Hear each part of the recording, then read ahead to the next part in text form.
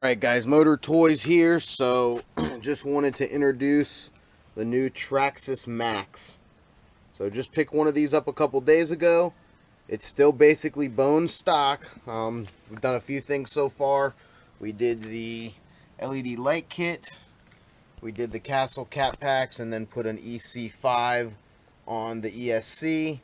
And then we've just swapped the tires from the stock tires to actually stock Arma deboot Kraton tires.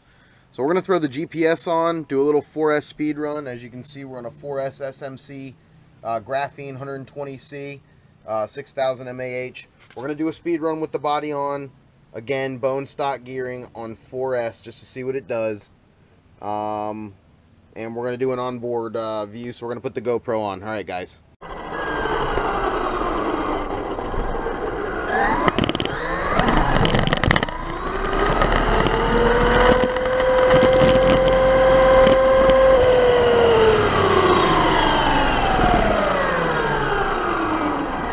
Alright guys, Traxxas MAXX, let's see, bone stock, 57 miles an hour. So we're going to gear it, we're going to get some tires on it, and I have no reason not to believe this thing wouldn't do close to 70 all in. Stay tuned guys.